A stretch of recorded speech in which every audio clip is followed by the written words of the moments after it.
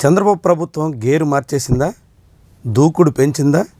విపక్షాన్ని నియంత్రించే ప్రయత్నం మొదలెట్టేసిందా? వరుసగా జరుగుతున్నటువంటి పరిణామాలు ఇలాంటి అనుమానాలకే తావిస్తున్నాయి. గడిచిన 10-15 రోజులుగా పరిస్థితులు చూస్తుంటే వరుసగా వైఎస్ఆర్సీపీ నాయకులు వల్లభనేని వంశీని అరెస్ట్ చేశారు, విజయవాడ జైల్లో పెట్టారు. పార్టీకి రాజీనామా చేసి రాజకీయాలకు దూరంగా ఉంటున్నానంటూ ప్రకటించి హైదరాబాదులో విశ్రాంతి తీసుకుంటున్న పోసాని కృష్ణమురళిని పాత కేసులో అరెస్టు చేసి రాజంపేట జైల్లో పెట్టారు. తాజాగా మాజీ ఎంపీ గోరంట్ల మాధవ్కి నోటీసులు ఇచ్చారు, విచారణకు రావాలని ఆదేశించారు.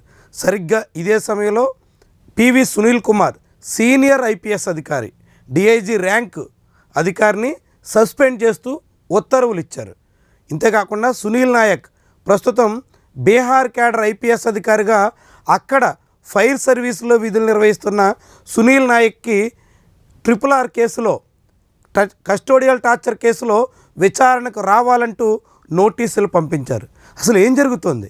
వరుసగా ఒక్కొక్క నాయకుడి మీద కేసులు పెట్టుకుంటూ అరెస్టులు చేసుకుంటూ అధికారుల్ని సస్పెండ్ చేస్తూ విచారణకు రావాలని సీనియర్ ఐపీఎస్ అధికారులకి నోటీసులు ఇస్తూ ఏంటి అనూహ్య పరిణామం? ఏం జరుగుతుంది ఆంధ్రప్రదేశ్లో? చాలా కీలకమైనటువంటి పరిణామాలకి తావిచ్చేలా తాజా నిర్ణయాలు కనిపిస్తున్నాయి. ఆంధ్రప్రదేశ్ ప్రభుత్వం ముఖ్యంగా చంద్రబాబు అధికారంలోకి వచ్చిన తర్వాత మొదటి 2 నెలల్లో అనేక చోట్ల వైఎస్ఆర్సీపీ కార్యకర్తల మీద దాడులు జరిగాయి.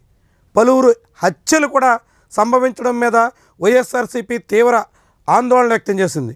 నేరుగా ఢిల్లీలోనే జగన్మోహన్ రెడ్డి ధర్నాకు కూడా పూనుకున్నారు. వాటన్నిటి తర్వాత మళ్ళీ ఆంధ్రప్రదేశ్లో అలాంటి దాడుల పరంపరకు కొంత బ్రేక్ ఇచ్చినట్టు అయ్యింది. ఇక ఆ తర్వాత మళ్ళీ 2 నెలలు గ్యాప్ ఇచ్చి వైఎస్ఆర్సీపీ సోషల్ మీడియా మీద పెద్ద స్థాయిలో దాడులు జరిగాయి. రాష్ట్ర వ్యాప్తంగా వందల మంది వైఎస్ఆర్సీపీ కార్యకర్తల్ని అరెస్టులకు పూనుకున్నారు. అనేక కేసులు, పాత కేసులన్నీ తిరగదోడి పైగా ఒక్కొక్కరి మీద 5, 10, 15 ఇట్లా అనేక కేసులు బనాయించి ఒక్క స్టేషన్లో కాకుండా వేరు స్టేషన్లో విచారించి కేసులు పెట్టి వివిధ జైళ్లలో తోశారు. ఇట్లాంటి వందల మందిని అరెస్ట్ చేసిన తర్వాత మళ్ళీ 2 నెలల పాటు వాటి జోలికి పోయినటువంటి దాఖలాలు లేవు. ఇప్పుడు మళ్ళీ 3 నెలల గ్యాప్తో వరుసగా కేసులు, అరెస్టులు, ఇతర నోటీసులు, ఇలాంటి వ్యవహారం అంతా తెర మీదకు వచ్చింది. ఏంటి దీని వెనక అసలు కారణం అన్న దాని మీద అనేక మంది చర్చలు సాగిస్తున్నారు. తెలుగుదేశం పార్టీ ఇటీవల కాసింత డిఫెన్స్లో కనిపిస్తోంది. ప్రభుత్వం మీద వివిధ సెక్షన్ నుంచి వ్యతిరేకత మొదలైపోయింది. ముఖ్యంగా ఉద్యోగులు అసంతృప్తితో ఉన్నారు. కాంట్రాక్ట్ ఉద్యోగులైతే తీవ్రమైనటువంటి అసహనం వ్యక్తం చేస్తున్నారు. అంగన్వాడీలో ఆశాలు రోడ్డెక్కి నిరసనలకు పూనుకుంటున్నారు. ఇదే సమయంలో రైతాంగం ధరలు లేక అనేక రకాలుగా ప్రభుత్వం పట్ల తీవ్రమైనటువంటి అసంతృప్తిని వ్యక్తం చేస్తున్నారు.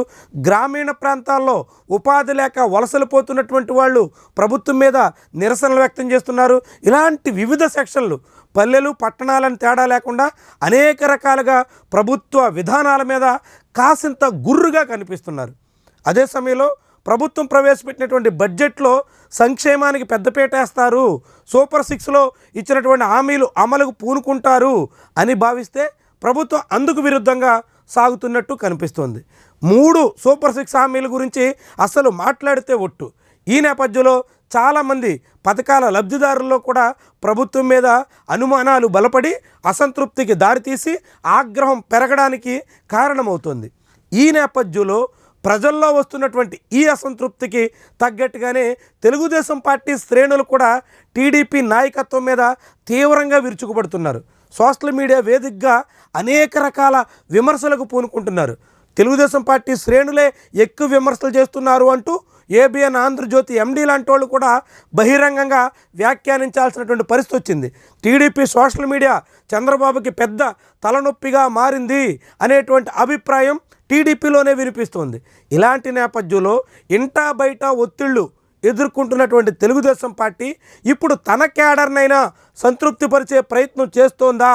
అందుకు తగ్గట్టుగానే పాత కేసుల్లో ఇంతకాలం మౌనంగా ఉండి ఇప్పుడు ఒక్కసారిగా అరెస్టుల పర్వానికి పూనుకుంటుందా? ఒక్కొక్క నాయకుడిని కేసుల్లో ఇరికించడం, మరికొందరికి నోటీసులు ఇచ్చి విచారణ పేరుతో కేసుల చుట్టూ తిప్పడం, ఇంకొందరిని సస్పెండ్ చేసి ఇంటికి పంపించడం, ఇట్లా అనేక చర్యలకు ఇప్పుడే పూనుకోవడం వెనక చంద్రబాబు ఉద్దేశం ఏంటి అనేది ముఖ్యమైనటువంటి అంశం. ప్రభుత్వంలో, ప్రజల్లో, అదేవిధంగా టీడీపీ క్యాడర్లో పెరుగుతున్నటువంటి అసంతృప్తిని పక్కదారి పట్టించి తాజాగా సాగుతున్నటువంటి అరెస్టుల చుట్టూ మళ్లించేటువంటి ప్రయత్నంలో ప్రభుత్వ పెద్దలు ఉన్నారనే దానికి తగ్గట్టుగానే తాజా పరిణామాలు కనిపిస్తున్నాయి. మరి ఎక్కడి వరకు దారితీస్తాయి, ఏ మేరకు ఈ అరెస్టుల్లో ఇంకెంత ముందుకెళ్తారు అన్నది ముఖ్యమైనటువంటి వ్యవహారం.